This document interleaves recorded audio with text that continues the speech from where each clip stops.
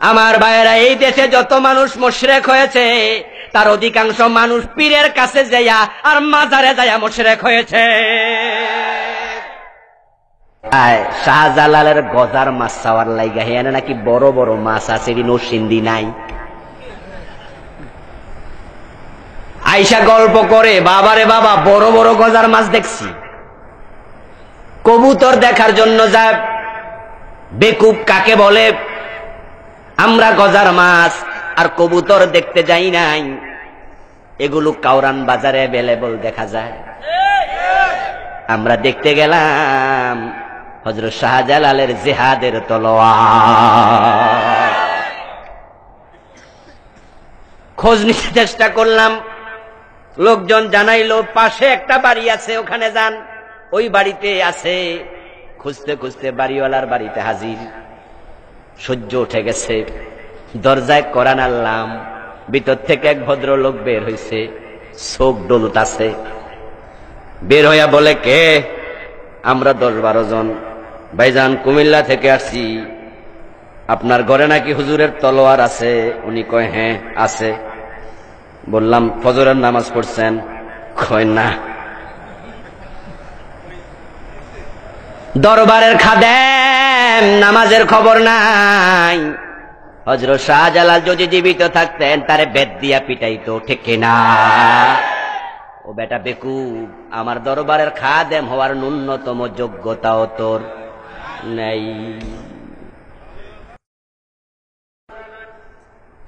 হযরত শাহজালাল শাহ মাকদুম খান জালালি মাইনুদ্দিন আজমিরি রাহিমাহুল্লাহ, উনাদের দরবারগুলোতে এখন শিরকের আড্ডা চলছে।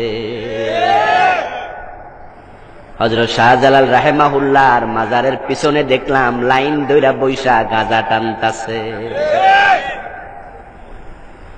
হযরত শাহ পরান রাহিমাহুল্লাহকে সালাম দিতে গেলাম বেশ কিছু দূরে, গিয়ে দেখি উনার মাজারটা পাহাড়ের উপরে। উঠতেছি, সিঁড়ি বেয়ে উপরের দিকে এক ভদ্রলোক আইসা বাধা দিল, দাঁড়ান, জুতা নিয়ে উপরে ওঠা নিষেধ, মাজার বড় গরম। আমরা বললাম, ভাইজান জুতা তো পায়ে নাই, হাতে নিছি। কয়, হাতে নিয়ে উঠা যাবে না, মাজার বড় গরম। আমরা বললাম, তাহলে জুতার নিচে রেখে যাব। হ্যাঁ, চুরি হইলে কহক। জুতা আমাদের চুরির অনুমতি দেয়নি। ধাক্কা দিয়া উঠে গেলাম, জুতা হাতে নিয়ে উপরে। সর বেটা। উঠে দেখি হযরত শাহ পরান রাহিমাহুল্লাহর মাজারের মাঝখানে একটা গাছ আছে। ওই গাছের পূর্ব পাশে এক ভদ্রলোক সেজদায় পড়ে আছে।